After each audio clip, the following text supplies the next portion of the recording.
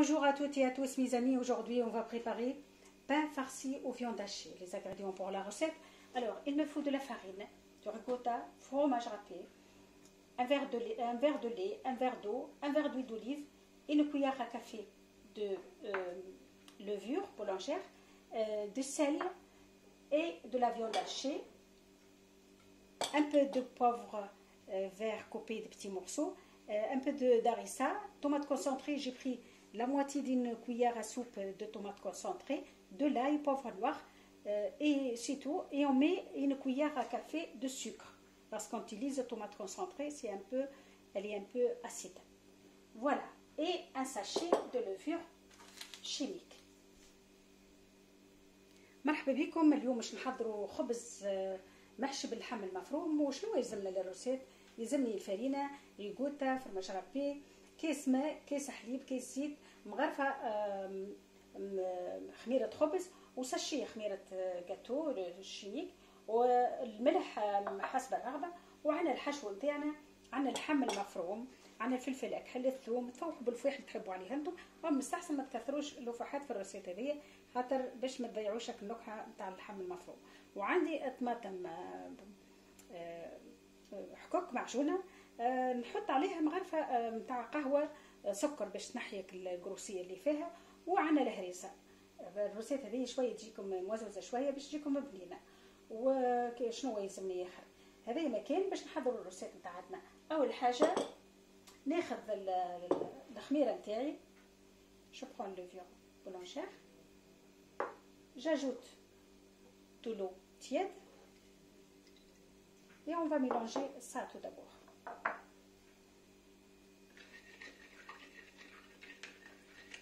L'eau, il faut qu'il soit tiède, pas chaud, pas froid. J'ajoute de lait.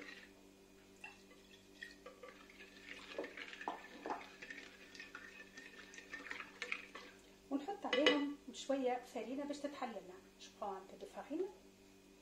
Toujours lorsqu'on prépare le pain, ou toujours on utilise avec la levure, on utilise un peu de farine pour que ça donne l'effet. نحركوا بكدا حتى تتحللنا الخميره هكا. نحطوا الملح وشطر الكيس توتافي شطر الكيس، زيت زيتونه نحط شويه، مش حاجه كبيره، خلي القيل من بعد. Une fois que c'est bien mélangé, j'ajoute la farine petit à petit. Il n'y a pas de mesure pour la farine.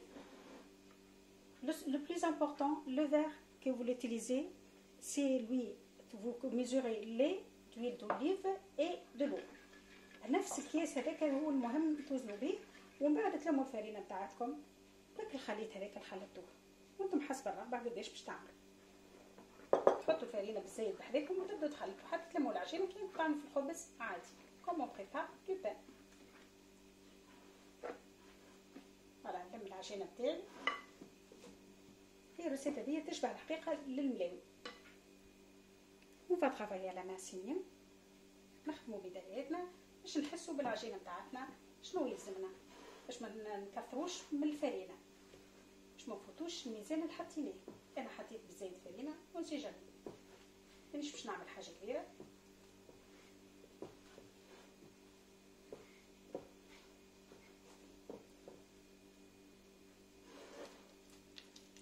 ونخلط حتى نلم العجينه نتاعي. توا نزيد الخميره نتاعي. نسي maintenant qu'on ajoute le levure chimique. نحط الخميره نتاعي نخلط الكل مع بعض. نبدا نلم العجينه نتاعي.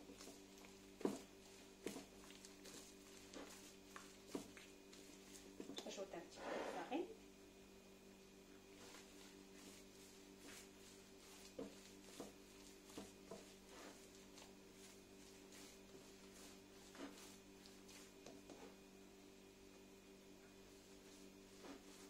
نلم العجينه نتاعي بالكدا ونعجنها كوم يفو.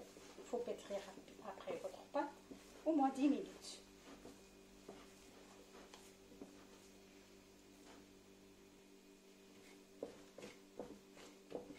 Voilà, ma pâte, elle est bien, je l'ai bien ramassée. Maintenant, on va le pétrir pendant 10 minutes au moins. 10 دقائق تعجنوا العجينة نتاعكم بالكدا.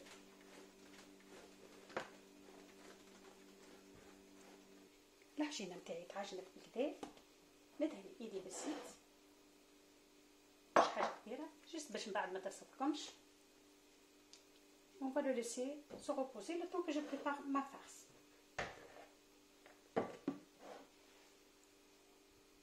ناخذ توا المقلة نتاعي نحط فيها شوية زيت،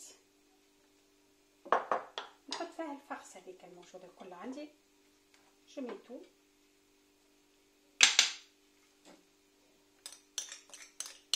Et on va le faire revenir sur le feu pendant 10 minutes et j'ajoute l'équivalent 2 cuillères à soupe d'eau. نزيد مغرفتين بعد ما نقلي، مغرفتين ماء، ما أكثرش، ما تزيدوش أكثر.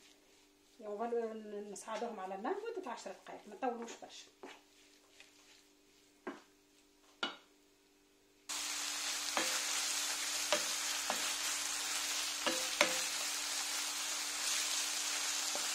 Voilà, il faut le faire venir pendant longtemps. Et après, on ajoute 2 cuillères à soupe d'eau. Pas plus, et on le laisse 5 minutes et après c'est bon.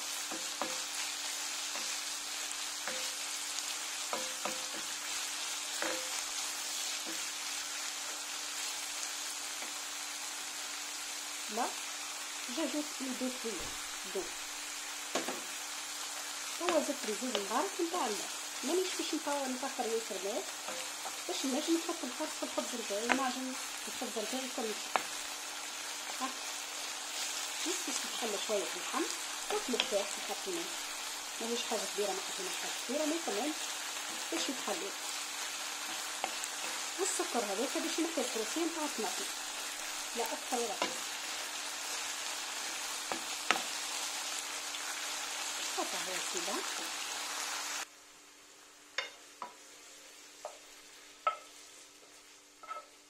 الصوص نتاعي حضرت.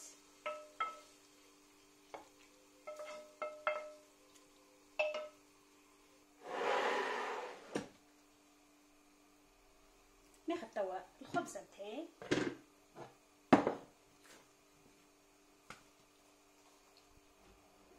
و ميم طون تحطوا الغناء نتاعكم فوق النار.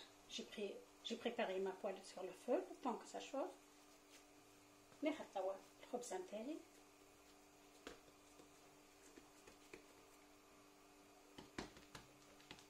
ندهن ايدي بالزيت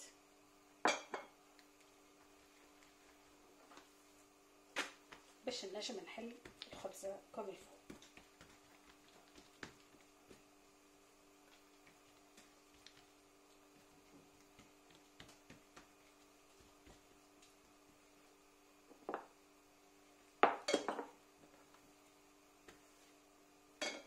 زيدوا تحطوا شوية زيت باش نجموا نخبزوا الخبزة كوم الفو.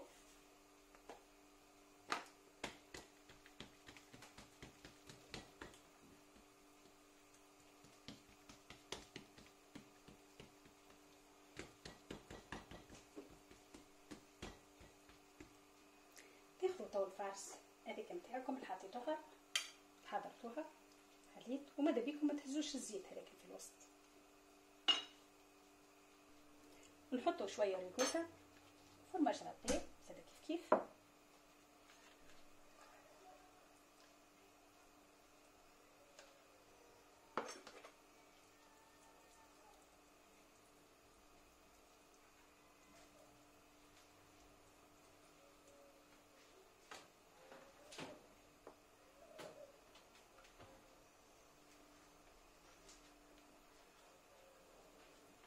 ناخذ الجناب، زيد جناب الاخر،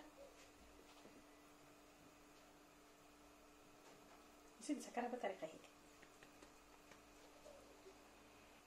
Je le mets à côté et je prends un petit, pas plus petit comme on a préparé. ناخذ اقل من اللي خديته المره الاولانيه. زيد نحط شويه زيت، ديما الزيت باش نجمو تحلو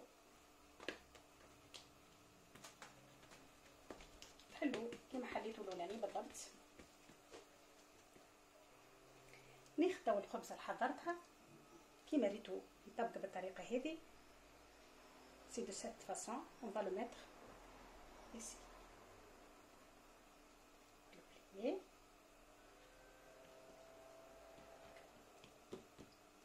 باش نزيد باش ما تحليش الفرص اللي حطيتها، ونبدا نخبز.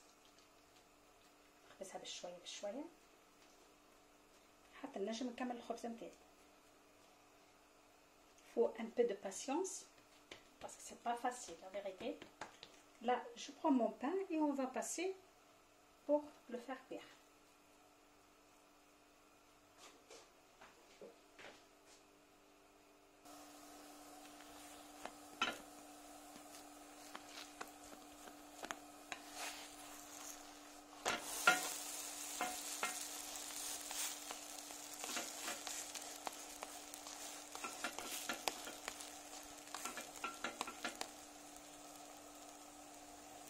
تبدوا بالمعرفة نتاعكم إذا كان عندكم، وتبدوا بشوية بشوية وتنزلوا بشوية بشوية باش تطيب وتتحل كما يفو. الخبزة بتاعتنا قريبة تطيب، توسعوا بيكم ساعة ساعة تقلبوها باش تنجموا تجيكم طايبة بالقدا. نبداكم خاطر سخون.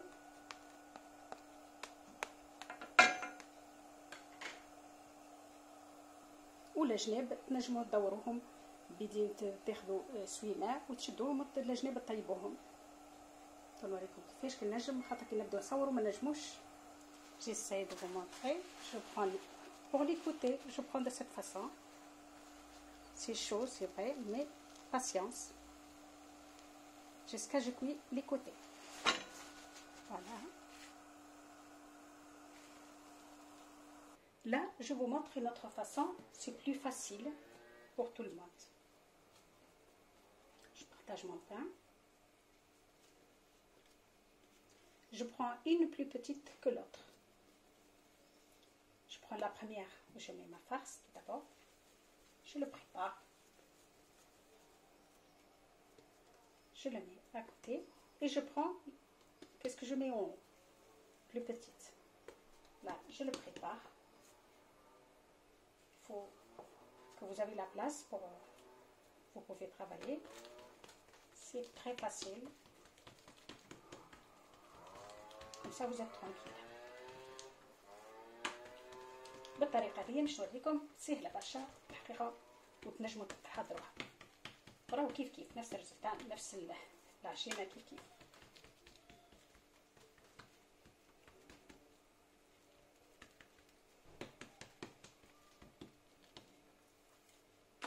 هذه كنا باش نحطوها من فوق، نحطوها على الشيرة. لا je vais mettre ma farce. نحاول باش نوريكم باش تنجحوا في الروسيت نتاعكم. تعملوا الشريفة. توا باش نحط الفرص نتاعي. J'essaie de prendre que la viande hachée. Je laisse le gras. Toujours avec la viande hachée, il y a des gras. Là. Je le prépare de cette façon.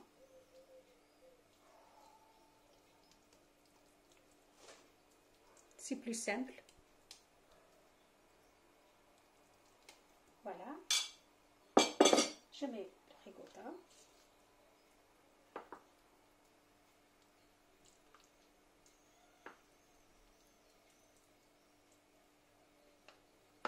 Fromage râpé.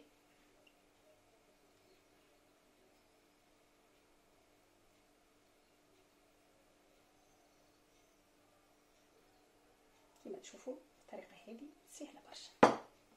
ناخذ الخبزه اللي حضرتها ونقيسها بطريقه صوبه منها بالضبط ونسكر الجناب. توا باش تثبتوا بالكدا بالكدا كيفاش باش نعمل، خاطر ما عادش عندي عجينه باش نزيد نوريكم مره اخرى. Il me reste plus de pâte pour que je vous montre encore une deuxième fois. Là, je prends les côtés et je ferme.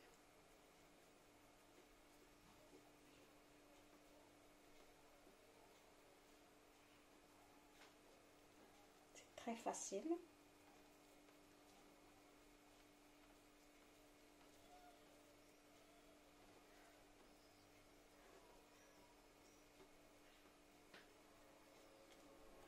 j'essaye de fermer bien.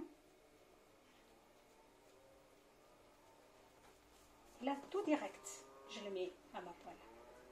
J'essaye pas de platiner un petit peu, pas beaucoup.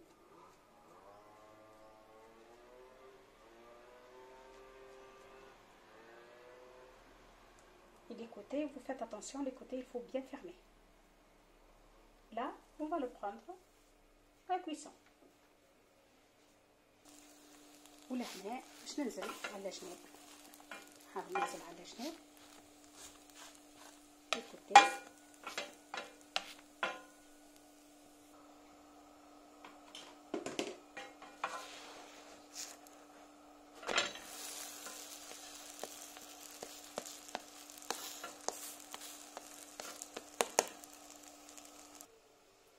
هذه هي اخر واحده، نحاولوا نعملوا طريقه اخرى.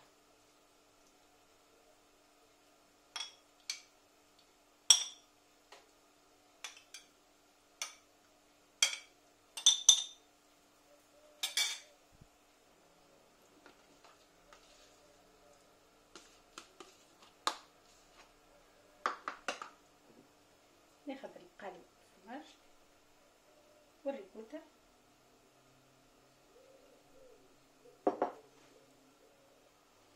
ناخذ توا الجناب بالطريقه هذه ونسكر بالطريقه هذه. طريقه زاده سهله برشا، خير من الاخرى وخير من الاولى،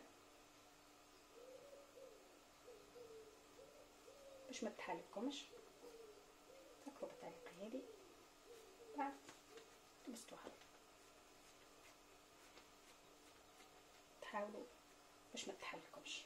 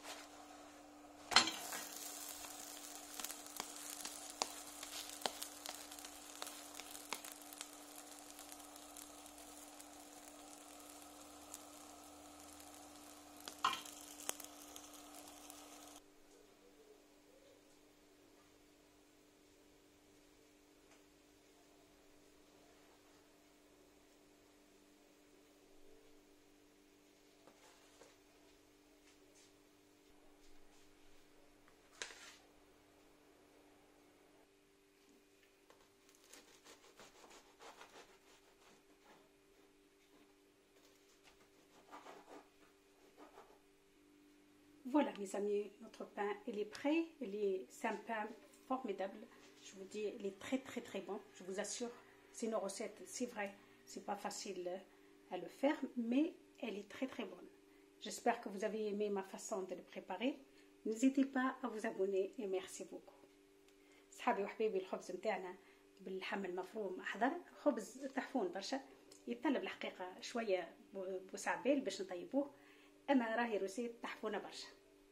ان شاء الله عجبتكم الطريقه، وان شاء الله تجربوها لاولادكم في الدار، وان شاء الله يا رب نتقابلوا في روسيت ما احسن وخير. تبقوا على خير.